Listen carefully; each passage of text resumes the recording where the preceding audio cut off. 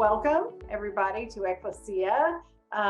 Tonight we're continuing our conversations led by the Colors of Hope devotional book from the LGBTQ plus IA community.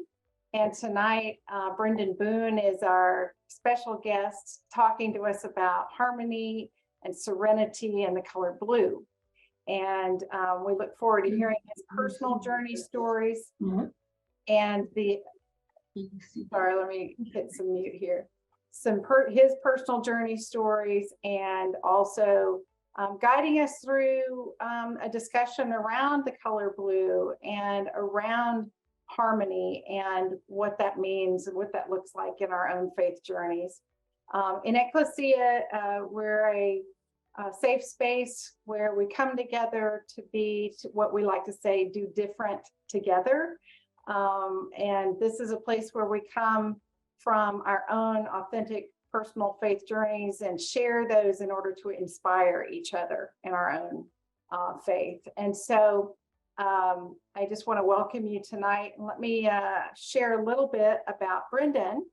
The Reverend Brendan Boone is a native of Suffolk, Virginia, and was raised in the African-American Baptist tradition and nurtured in a church environment which championed, valued, and emphasized the importance of living in a united community with people from all experiences of life.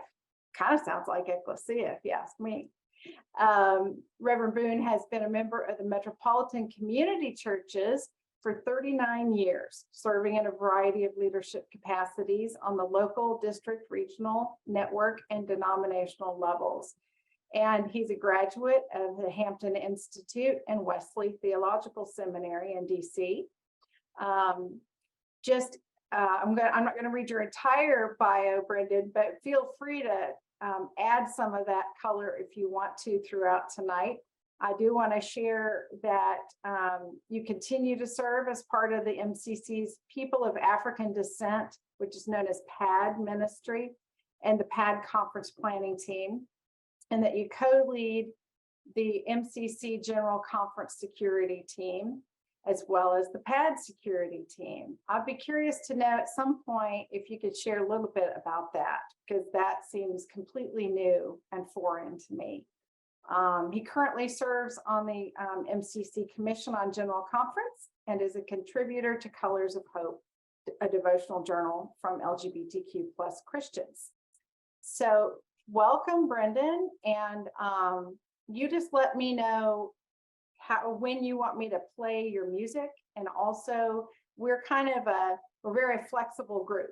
So we're used to conversation, but if you want to just guide us throughout, if you want us to stay muted until we speak, or if you want to keep our microphones open, oh, he fell off. Nope, he's there. I'm sorry.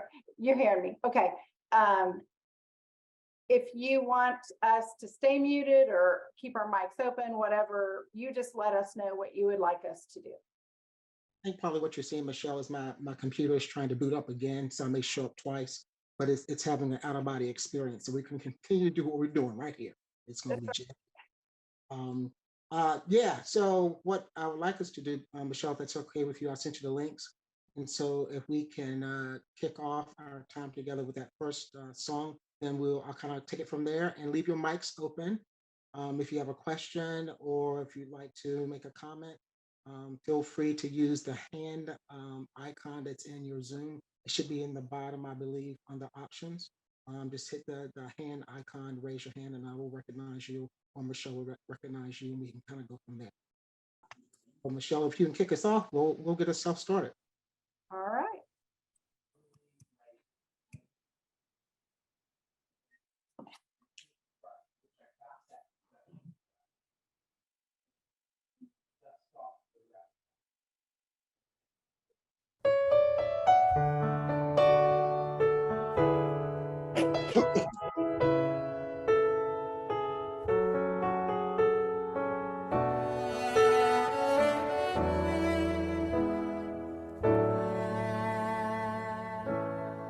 God of the moon and stars, God of the gay and seamless bars. God of the fragile hearts we are, I come to you. God of our history, God of the future that will be.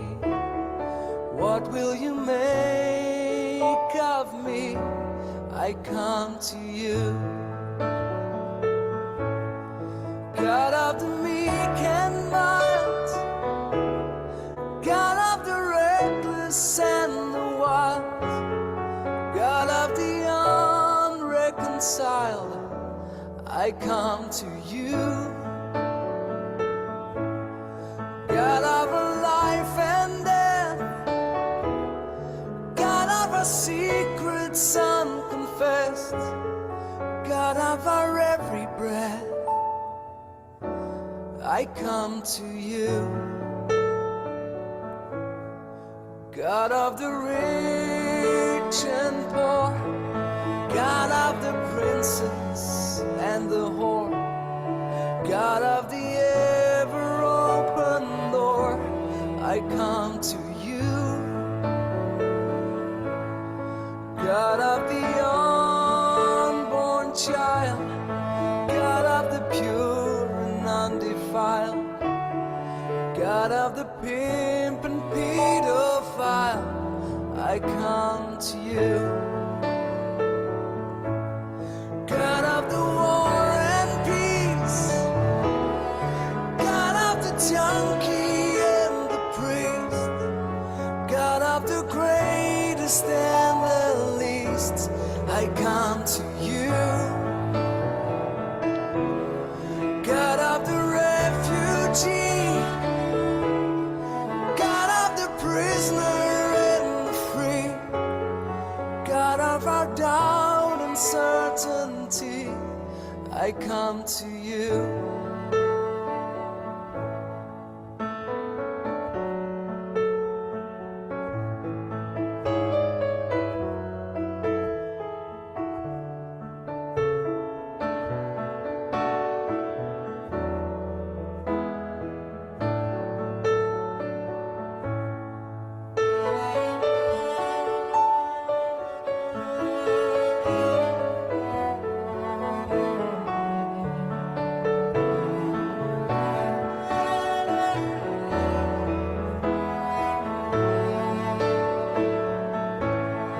God of our joy and grief, God of the lawyer and the thief, God of our faith and unbelief, I come to you.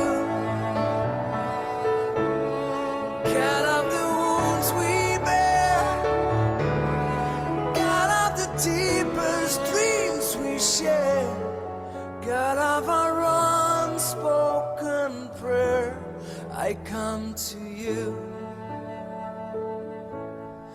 God of a world that's lost, God of the lonely cross, God who has come to us, I come to you.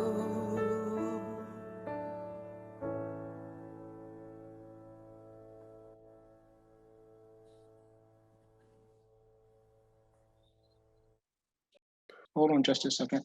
While I'm adjusting my technical difficulty, my question is this for everybody. In listening or hearing God of the Moon and Stars, what came up for you in that time, during that time? What did you hear? What did you feel? I would say that I felt like God is with all of us, whoever we are, wherever we are. Thank you, Tracy. Anyone else? What came up for you? What did you hear? What did you see? God is love. Mm. And all encompassing, all surrounding. Yes, yes.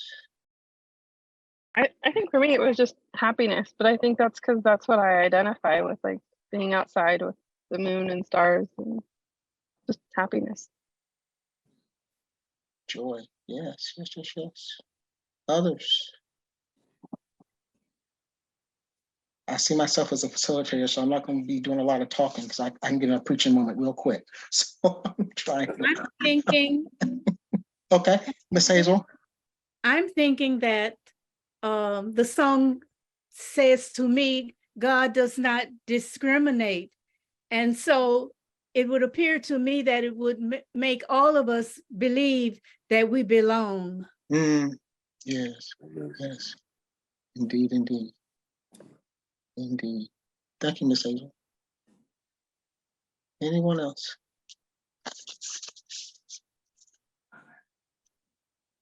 I sent Michelle a teaser question, and I thought that I would kick off our time together with that question. And it actually kind of it comes on the heels of God of the Moon and Stars, which I absolutely love that song and stumbled into it some years ago.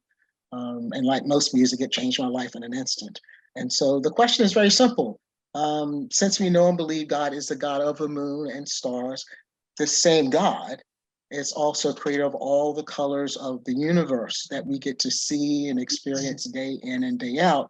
My question is this: of all the colors that surround us and of all the colors that we experience, which color best reflects your understanding of God, spirit, great spirit source, however you understand God to be for yourself? What color best reflects your understanding of God for you in this present time? Notice I didn't say in this moment, but in this present time in which we're living.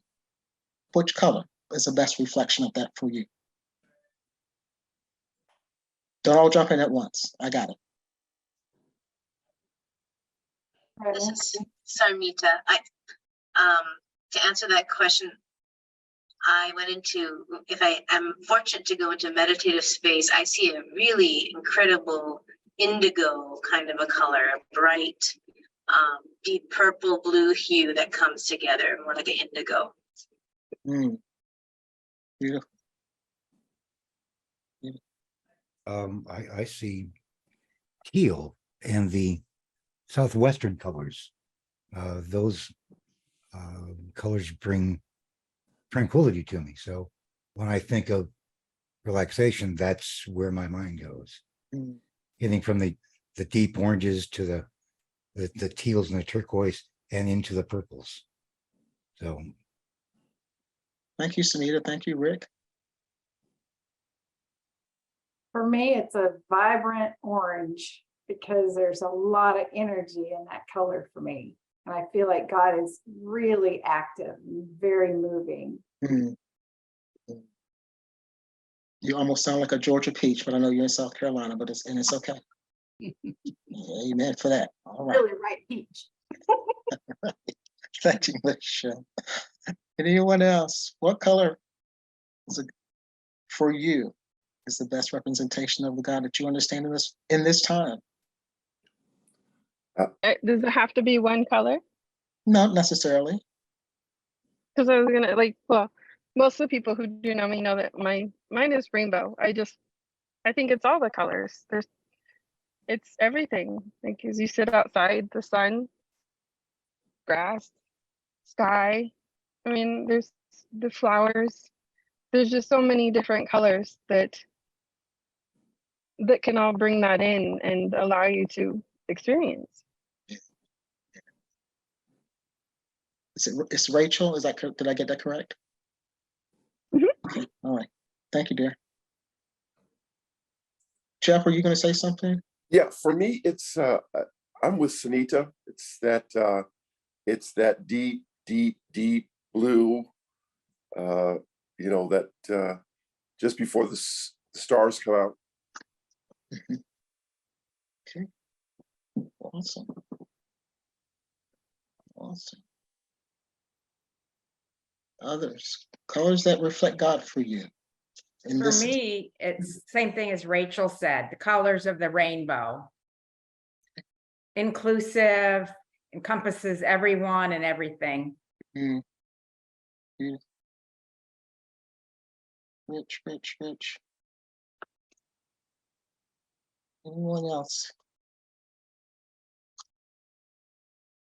Well, Michelle gave you a little bit of my history, and I'm certainly not going to take up all of our time talking about my entire history. But what I will share with you about Brendan is that I'm a mama's kid, and my mother was married twice. I have a sister that's 17 years older than I am. And as we say, two bad marriages, two great kids. You couldn't get me better than that. So we thank God for that. And we thank God for her, who is now blessed memory, and our beloved aunt, who was our other mother. And in the African-American tradition, is not uncommon to have lots of other mothers. They take care of you when mother, in my case, when mother was working, and they knew what you were doing, and they didn't mind telling your mother what you were doing when mother was working. So you worked really hard not to do anything that you did not report it back to your mother, in this case, my mother. As a result of her being a single mother, I was raised in a church. So when my mother gave birth to me, she was a little over 40 years old, and the church basically helped to raise me. And so I was surrounded by the mothers of the church. And so I've never not known church, but here's the blessing in it. I've never ever not known me the entire time I was growing up in the church. And so throughout my time there, I was Brendan. In my former life, I was known as Belva, thanks to my sister who named me, and I still blame her to this moment, but that's okay. I still love her dearly. And we have shared many stories, my sister and I, about growing up in the church, because that was our second home. I did everything you could possibly do in church. I was an usher. I was in Baptist fellowship. I was a good Baptist fellowship. I, cleaned the church. I did all those things, did summer stuff, and found myself loving not church more and more, but loving God more and more, because church is where I encountered God. Often when I was there by myself, when I was there in the church doing worship, there was where I encountered the God of my understanding, and where I learned then that the God who created me from the inside out has always known me and has always loved me. I just couldn't get it while other people didn't understand that. So I saw that as a part of my call.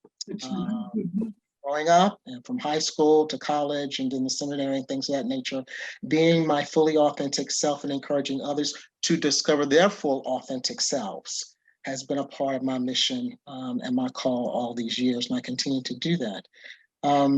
And so when I think about the song God of the Moon and Stars, when I think about the many people that I've worked with through the years in ministry and outside of ministry, I have come to hold on to with as much strength as I can muster every day, that we all are a reflection, and we hear this sometimes depending on if we're in spiritual communities, that we are created in the image of God.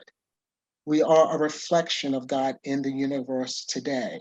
And so when I look into your eyes, even on a Zoom screen, I am looking at a manifestation, a reflection of the divine in human form.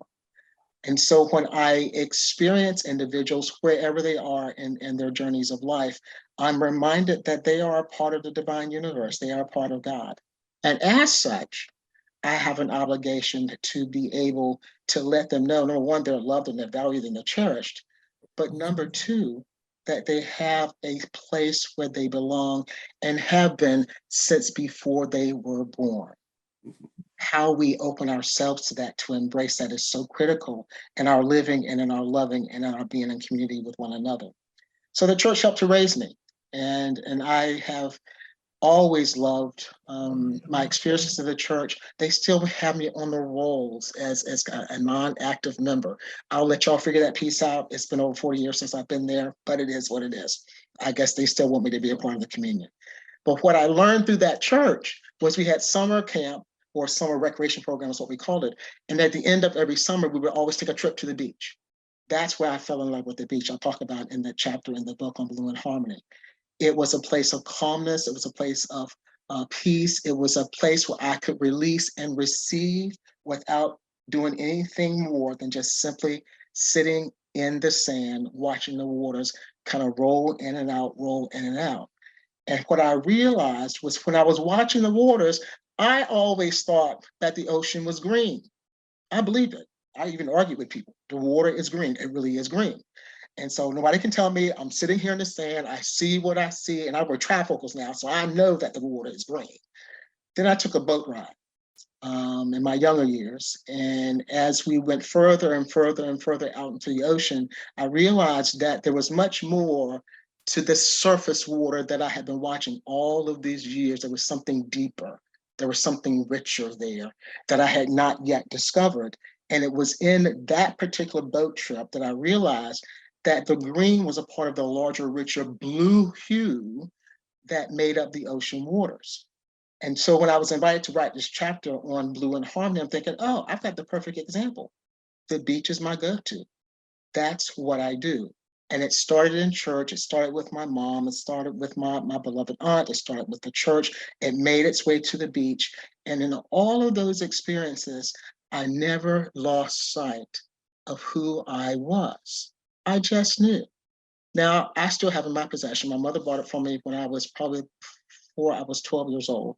A good old King James Bible that had the zipper on the outside and the binding, something Michelle is not her head. It was orange on the outside, pages were brittle, whatever. I still have that Bible.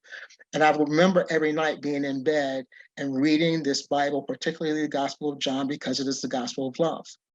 And I would immerse myself in that chapter because I wanted to really understand, was this really true? Was this what I was experiencing and feeling in my own person?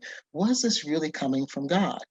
And the more I read, the more I listened, the more I watched, the more I encountered those around me, friends, and those yet to be friends, I realized that this love thing was far more richer, far more deeper, far more vast than most of us human beings realized. And my mom and my aunt and the church were my primary influencers in that. So here's my question for you. Who are the primary influences in your life? And in what way did they impact or shape your life to this present day? Who were those influencers?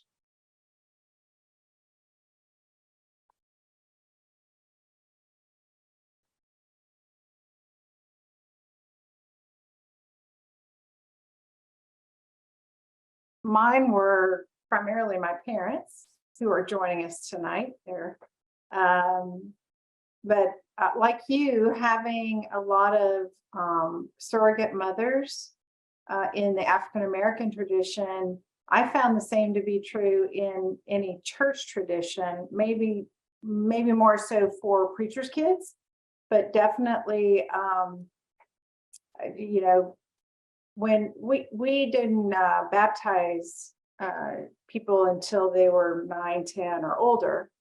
And so when we had babies, we do baby dedication. And at a baby dedication, it is a commitment ceremony for the parents, as well as the congregation that the baby is born into, that they make a statement of commitment to help raise that child up in faith and to be a part of the extended family. And so I think that was my experience. Even though I moved around some in my youth, I found that I had a lot of surrogate parents through the church. Amen. Amen.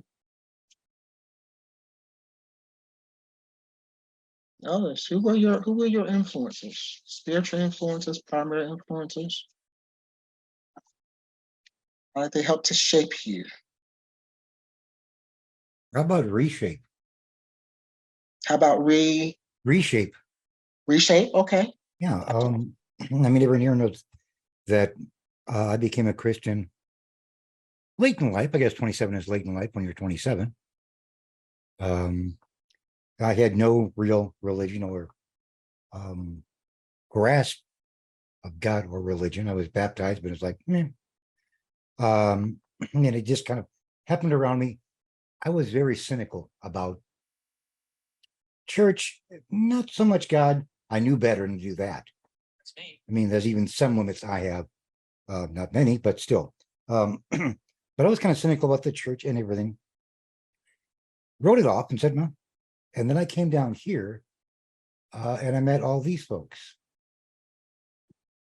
And I think that what I thought, what I believed, what I didn't know existed was shaped here by the folks around us now. So, and I owe them a tremendous debt. Thank you, Ray. you.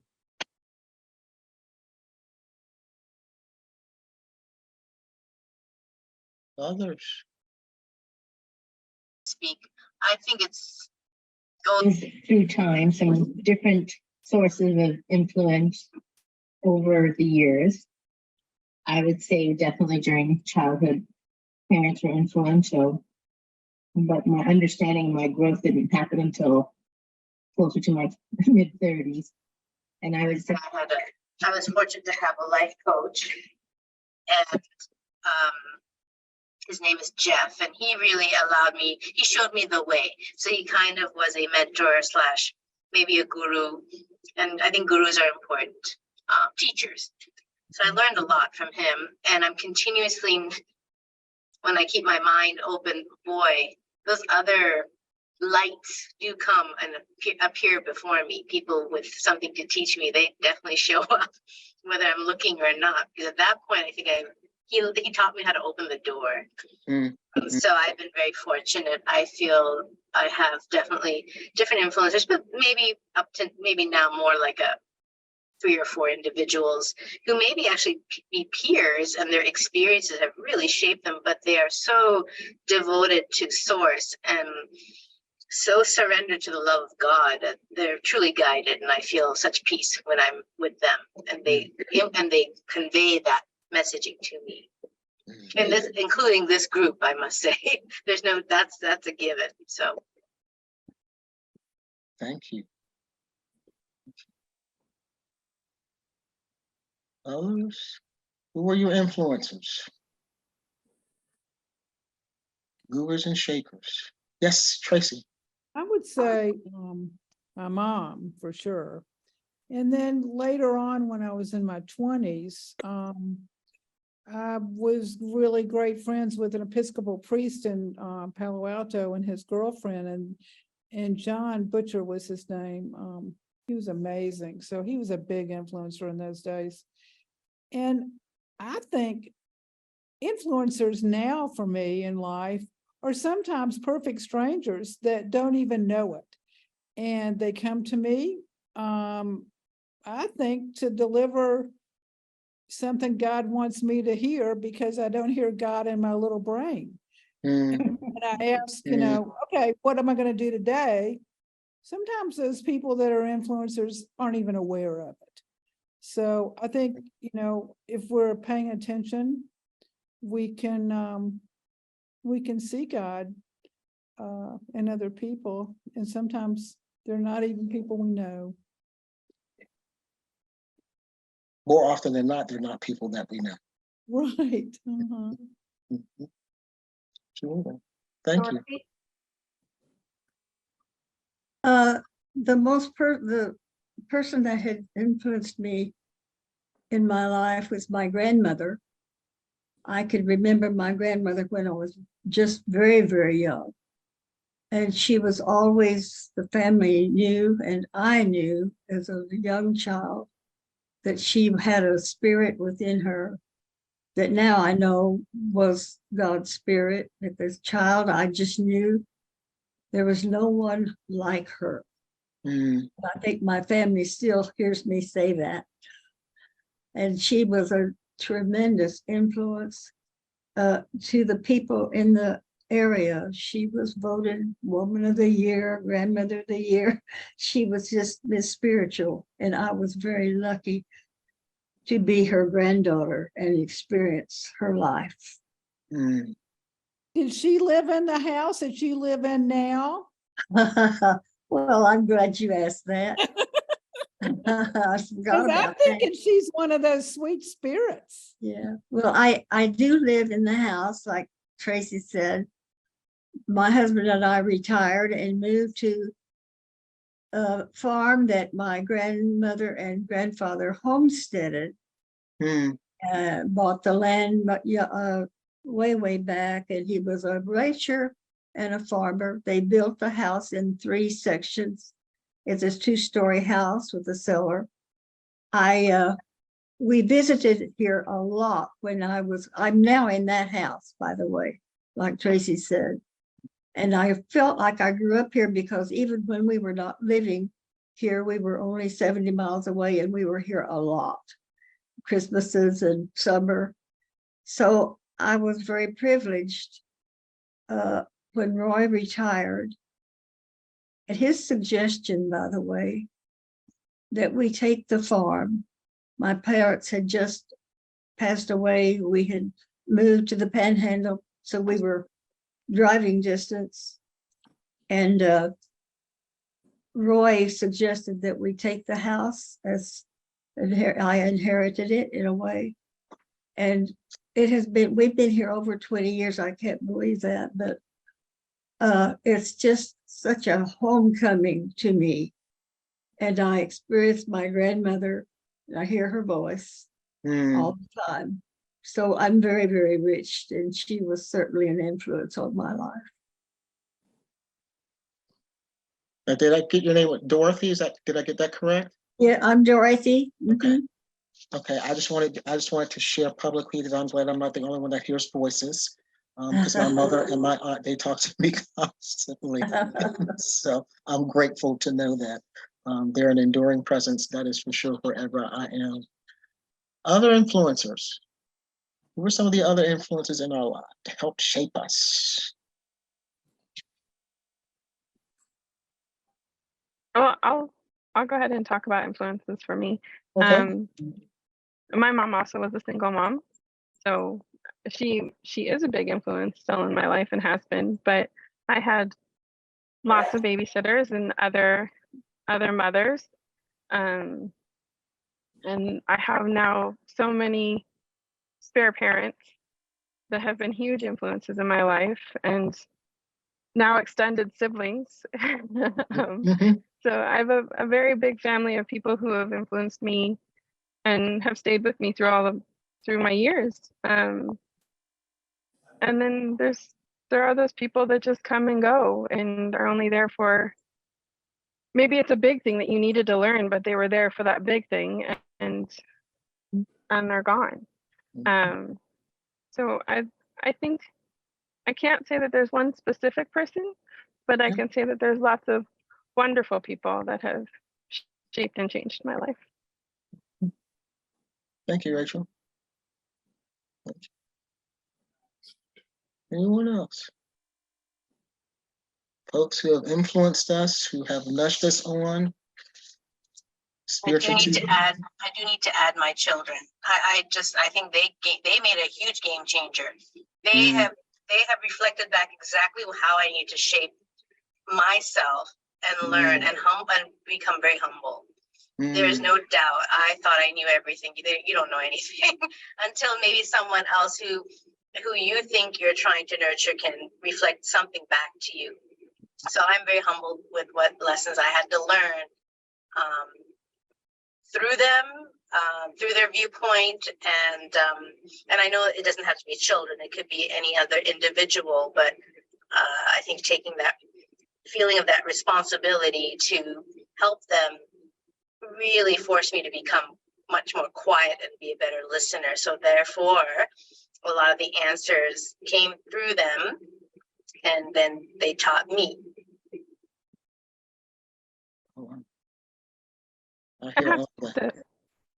Sorry, I have to agree with Ranu. I'm happy that you said that, because the other thing I've noticed that we haven't said is also our spouses. My wife has been a huge influence on my life in changing thought process or looking at things and ideas, and that is some of the biggest changes that have affected my life. Thank you for sharing that.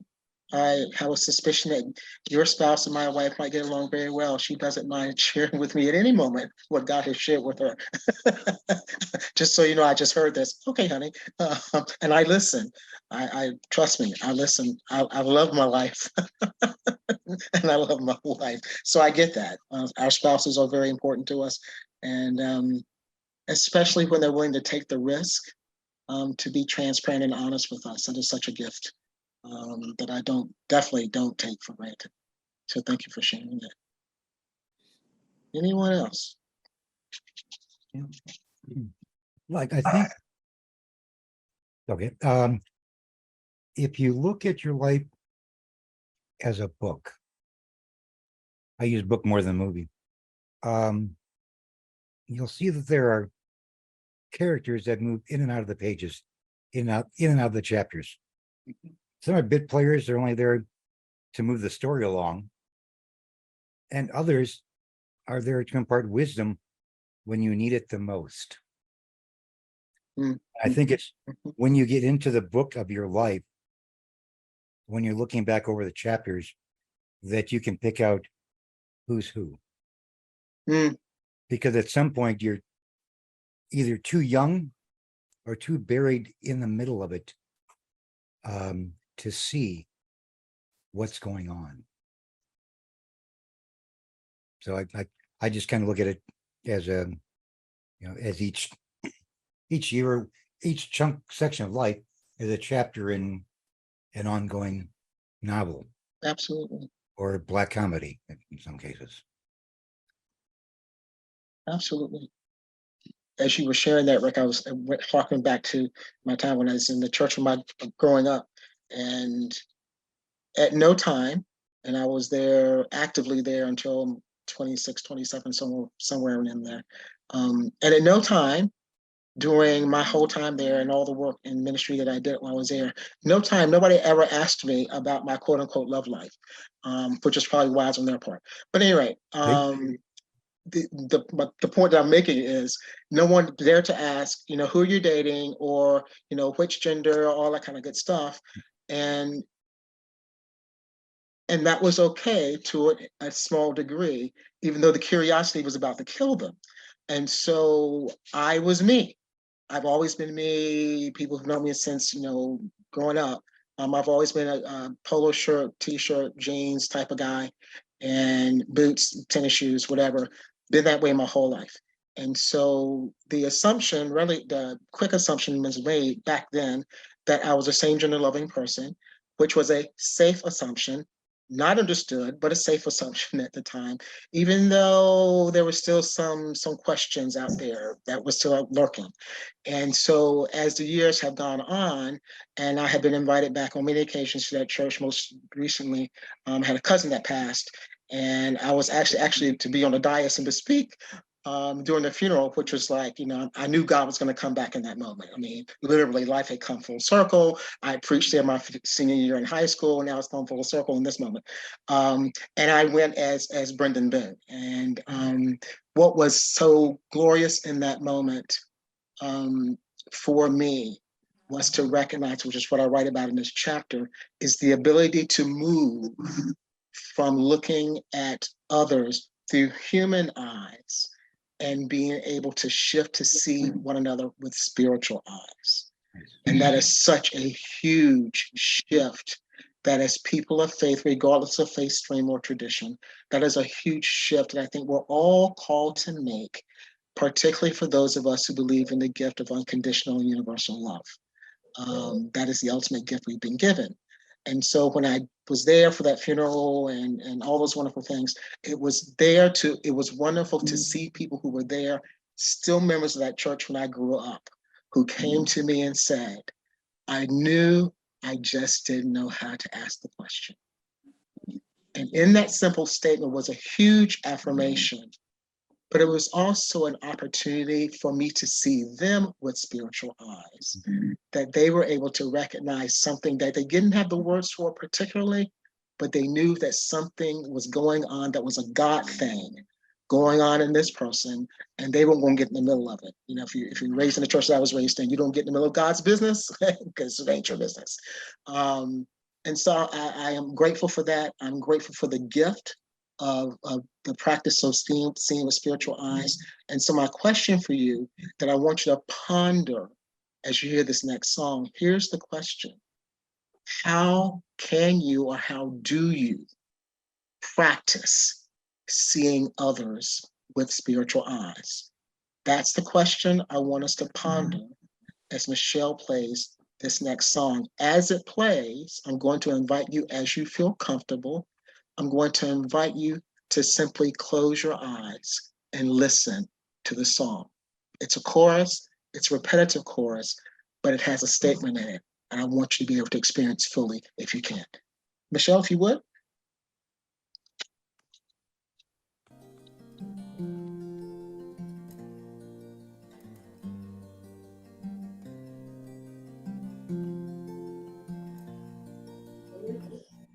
How could anyone ever tell you you were anything less than beautiful?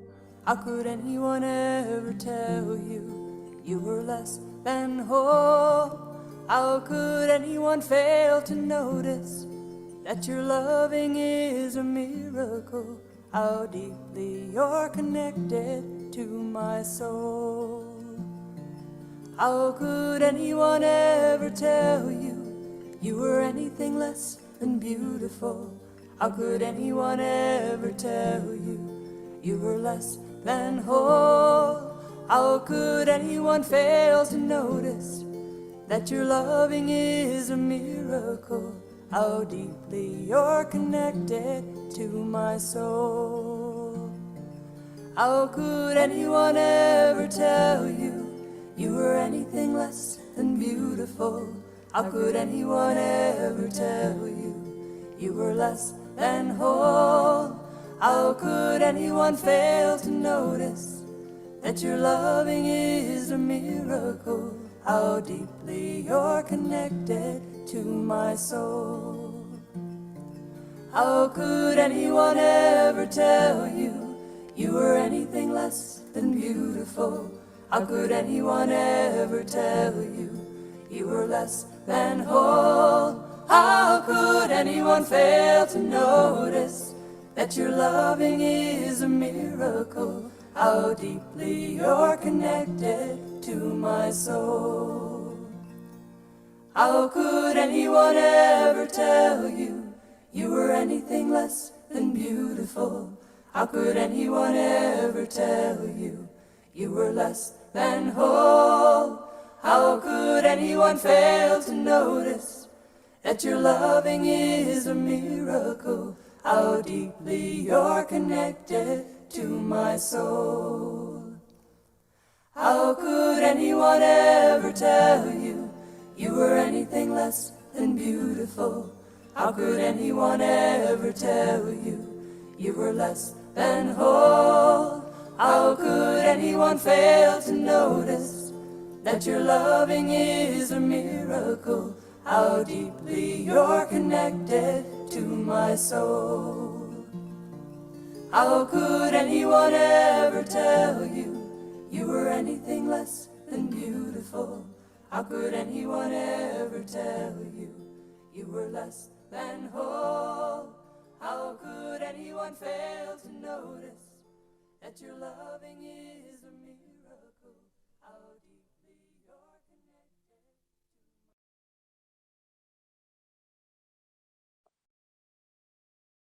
Thank you, Michelle, for doing that. Some years ago, probably 2007, 2008, probably 2007. I was serving on the board of the Alliance of AIDS Services Carolinas. And one of the things that we did was we tried to plan a retreat for those living with HIV and AIDS, an annual retreat when those would come together and just spend time together, fellowship, workshops, conversation circles, and things of that nature. And this particular year, we decided to go to the mountains of Georgia, North Georgia, to an Episcopal retreat up there.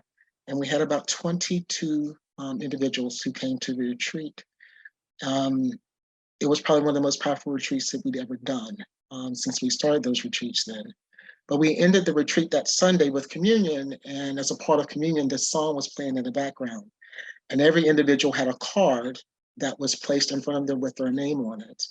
And at the last course, last two courses, they were invited to open the card, and in the card was a mirror.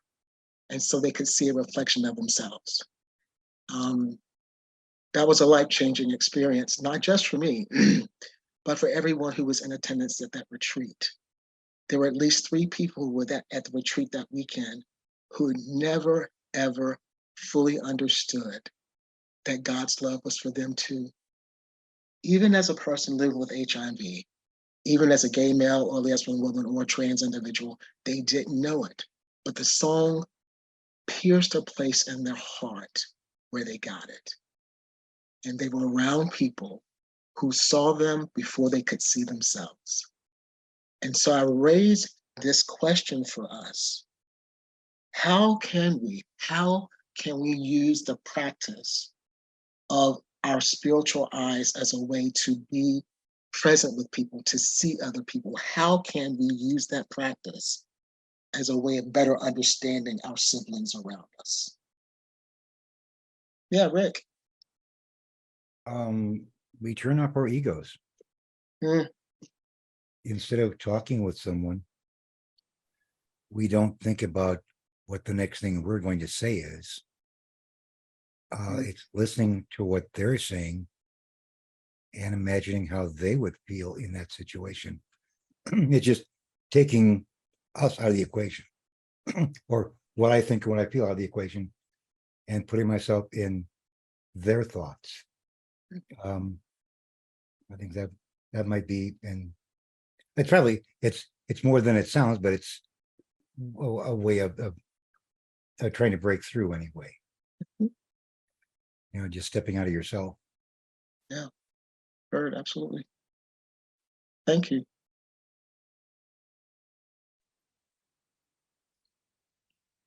Others? How can we practice using our spiritual eyes to better understand our siblings around us?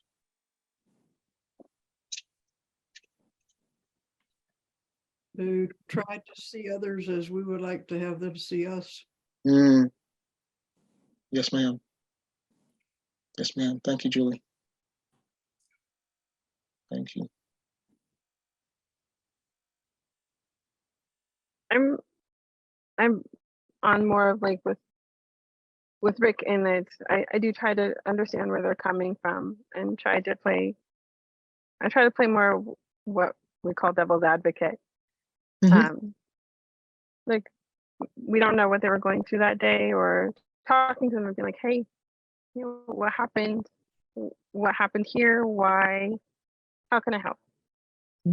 I'm really just trying to play devil's advocate for people. Thank you, Rachel.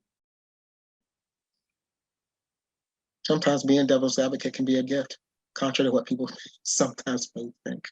It can be a blessing. For me, I think looking through spiritual eyes is the challenge. Because then I'm trying to be more intentionally the way I understand God to be. And then I see how I fall short. So the intent is there, the heart is there, but you know, that's a challenge. And it's a huge challenge, also in the respects that it is difficult to admit, having been there myself, it is difficult to admit that sometimes we're not very good at looking at our siblings with spiritual eyes. We're just not good at that. Doesn't mean we can't get great, doesn't mean we can't get better, but the first step is admitting that we're just not doing a very good job at that. And so I live in a state that is riddled with all kinds of challenges right now. And from my perspective, a part of it is the inability to see one another with spiritual eyes, in terms of laws and legislation and all of these things that are going on, failing to see the humanity of all of us, number one, the value of all of us, number two, and the fact that all of us are created in the image of the one God who gives us breath and who gives us life. I've preached this many times. I'm not plugged into a wall. So the fact that I'm talking to you means that there is something happening, something present in me, capital P, that is greater than myself, that allows this person to be who I am. How do we take that and treat that as a gift that we pass on, and by extension, see that same gift in somebody else? I look at Florida as a test case for all kinds of spiritual lessons. So if you want to come on down to Florida, we got all kinds of lessons we can learn around here, and they're good lessons. And how do we learn those lessons in a way that helps to build us up and grow us up and not tear us down? You know, I spend a lot of time in silence. I think there's lots to be gained in silence. I've been having some medical challenges as of late, and so I am literally at home and have been for a while because I'm hooked up to an IV pole 3 times a day for 7 hours a day. So I have a lot of time to talk to God. God and I, we're like this because we talk constantly. And so I'm convinced that sometimes God's like, can you just go get some lunch? There are other people standing in line who want to have conversations, just go get some lunch. And most of my conversations are really centered around how do we learn to love each other more authentically, more passionately, more purposefully, and in ways that honor God, Great Spirit, Source, however you understand God to be for you. Because when we do that, we end up loving God by extension. That's the joy of it all. We end up loving God back. And so that becomes a part of my quest. You know, as a trans person, when Melissa reached out to me to write this particular chapter, my immediate response, human response was, I don't have time. God said, yes, you do. And I said, okay, so 4 or 5 minutes, it was written, it was done. And it basically was sharing my story. And the story really was about living from as long as I can remember, seeing others through the lens of the Spirit. That's the only way I know how to see people. Even folks that we consider different from us, I'm considered different from lots of people. I consider myself, you know, a golden nugget, but you know, people want to consider me different, so be it. But we're all golden nuggets, and we're all uniquely created by a God who said, you know what, I did pretty good with that one. Let me see if I can create somebody else. And so we end up with this rainbow, this plethora of humanity that is a manifestation of the holy. So however we love, however we live, that's a part of how God relates to us and to the world. I wrote a systematics paper. If you've never been to seminary, forget you ever heard the word systematics. It really will drive you crazy. But one of my papers that I wrote in the class was the transgender God. And I didn't do it to provoke anything. It was just the theme that came to me in that moment. And so I wrote this paper about this God who is triune, this God who in Genesis says, God says, let us create humanity in our image. And I focused on the word us, who is us? And if the us is a manifestation of all of humanity, then transgender siblings are a part of that. Queer siblings are a part of that as well. Straight folks are a part of that. We're all a part of the us. So who are we to say you have no place at the table? And so I wrote the paper, and my systematics professor, God bless him, he was shorter than me. And so it's not, it take nothing away from it. It was what it was. But we talked about that paper, and we talked for a good 2 hours about that paper. He said, you know what, I'm gonna give you an A on this paper, and here's why. You found something I have not found. I never saw it before. 2 letters, us. It never dawned on me that was a part of an egg that needed to be cracked open for something to be birthed that might give life to somebody else. That's what we're called to do in your search as ecclesia, finding the path towards, you're just cracking open eggs, birthing something new in yourself around others, helping others to crack open eggs, to birth something in themselves. It could be the birthing of a discovery of who they've always been, but we're never really comfortable in naming it. It's a difference in knowing it than naming it, because it's in the naming that gives you power. It's in the naming that you find freedom. It's in the naming that you see life really, really, really differently. And I can say that as a person who had my life flash before me a few weeks ago. Life looks different. It just does. And so you find a different passion, you find a new passion. Part of what I'm, hoping to gain here tonight is to say, love yourself, love all of you, but love your neighbors and your siblings just as passionately as you love yourself. That's the greatest gift that you can give away. And when we do, it comes right back to us. Value people, affirm people, encourage people. See all the colors of hope that are in the rainbow. Thank you, Rachel, for that earlier. Because these rainbow colors, as loosely as they might be connected, they're still connected. And they're all a manifestation of God. Yeah, that's my mini sermon. I'm sorry, I didn't give you 3 points with that, but that's my mini sermon for this moment. I'm sorry, Michelle, I did not mean to go there. It was God moment. So I want us to do this, if you will. We talked about colors when we first got started in our conversation, and I want to encourage us to consider this quote that is actually taken out of the chapter that I wrote. And the quote reads as follows: "From a human perspective, the color blue can be a catalyst for generating several responses in the body. It can have a calming effect upon a person when the body releases chemicals intended to provide a sense of relief in the body. Blue is known to aid in one's productivity and enhance intuitive abilities. Interestingly, while blue is often associated with a woman giving birth to a baby boy, the color itself is thought to be less specific in terms of gender. Many people across the gender spectrum prefer blue as a color. This certainly makes a case for opening the circle of humanity wider, ensuring non-binary and gender non-conforming persons are included as well. The question is, how do we open the circle of humanity wider? And what is our role in making that happen? How can we open the circle of humanity wider? And what is our role in making that happen? You gotta start talking to people you don't agree with.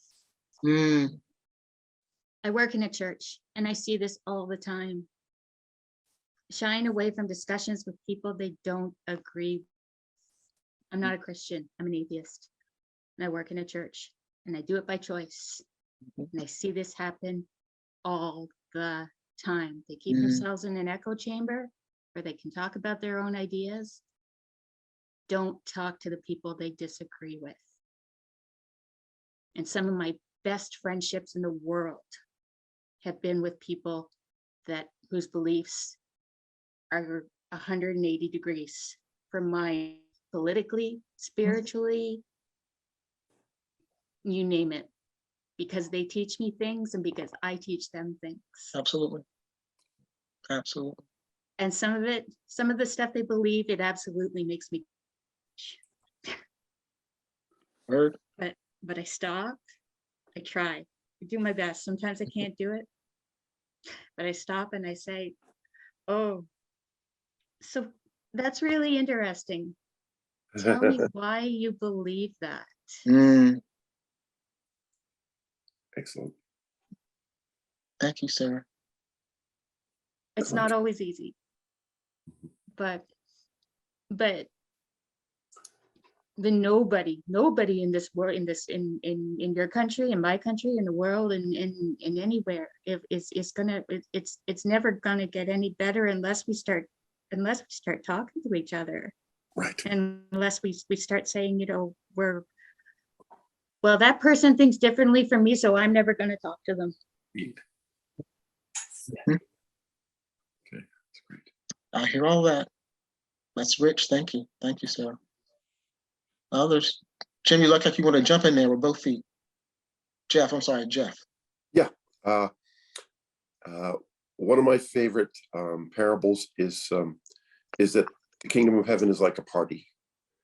And I imagine God saying, who would like this party? Jeff would like this party. And Michelle would like this party. And Sarah might like this party. And and so I've been to some parties, and I've been to some nerd parties where it's just a bunch of guys who could have passed with pocket protectors, and those parties are fun to a certain degree. But when you've got a lot of different people at a party, that's when a party is really fun.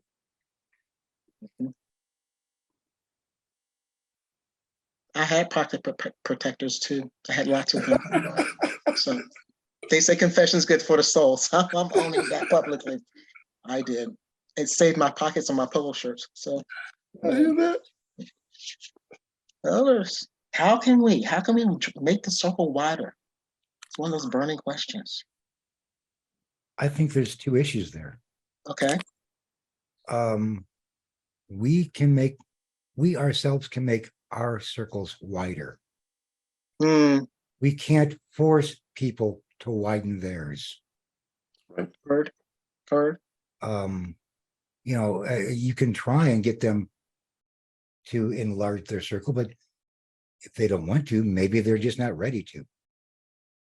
Something hasn't happened in their life to say it's time for me to expand. But just because they haven't decided to expand doesn't mean that me, shouldn't expand or try to expand our circles and try and invite people along for the ride. And not to get discouraged when they don't want to come along. And be accepting of that, because again, that's part of their path. Thank you, Rick.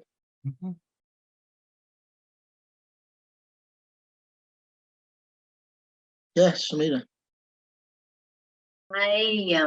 I think the two last questions, this is beautifully orchestrated. Your questions are so connected to one another, and I can see the stream in relating the last question to this question using our spiritual eyes, so to speak, and then widening our humanity.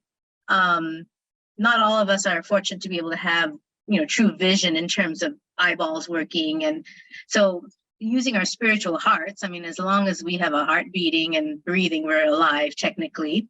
And yet even philosophies tell us that even after we leave this thing, the body, the soul ascends and is completely energetically undying. So if you think about what's within each of us, those energetic forces are truly the gift from the source.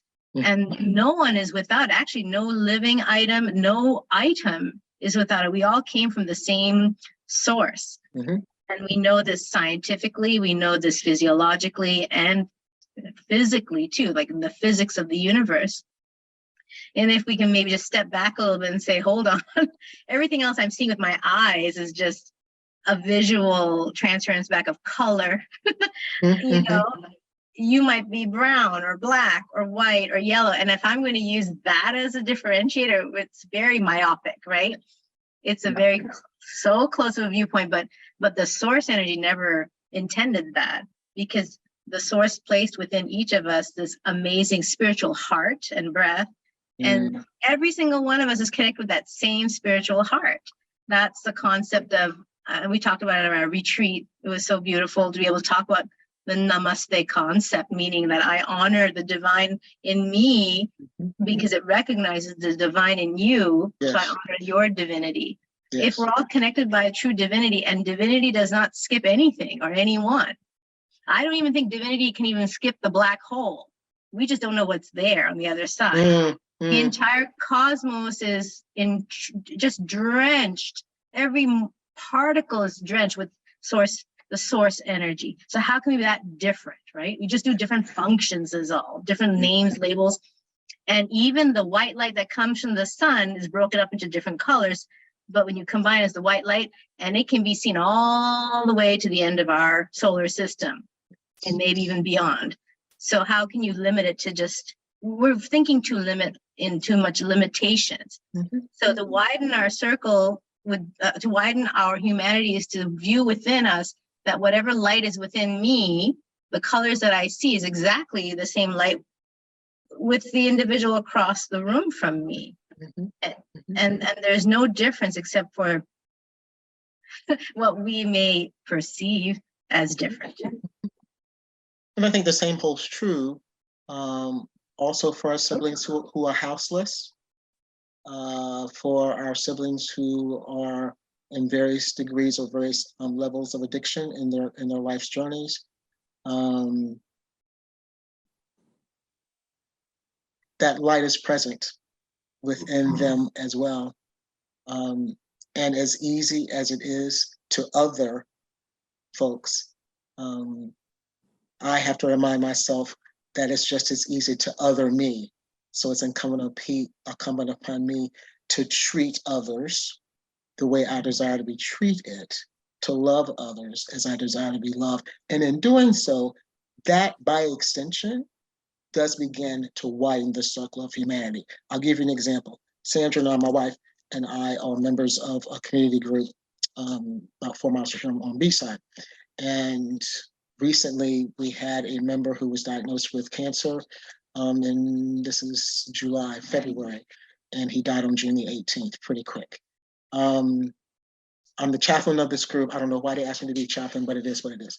So they asked me to be the chaplain of the group, subsequently invited me to do a moment of reflection. I said, let's be clear, this is going to be a moment of reflection. This is not a eulogy. This is not a sermon. It will be a moment of reflection. I've only met this man, talked to this man 3 times, the entire time he's been there. Only conversation. Didn't know anything about his family, hadn't even met his wife. But for whatever reason, there was something, maybe it was because I'm the chaplain, I doubt it, but they wanted me to do this reflection. So last Sunday morning at 6:00 a.m., God has a tendency of waking me up really early on Sundays. I have the spiritual gift of sleeping, just in case you didn't know. So it really does bother me. So I got up, and within, it was about an hour, I got the reflection written. So we got over there, and it was a nice service, and I did the reflection and talked about love, and talked about how this man planted seeds without most people realizing what he was doing. He was the embodiment of unconditional love. He was the embodiment of hope. He was an ultimately kind man. And he never met a stranger that didn't eventually become his friend. And that was with anybody. Somebody he worked with, somebody he met on the street, houseless person, you name it. It's just the way he was. And the question that I raised for us to consider last week was, in what ways were those seeds also planted in us?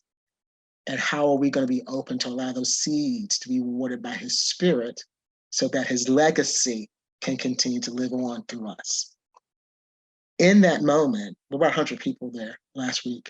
In that moment, he helped to widen the circle of humanity.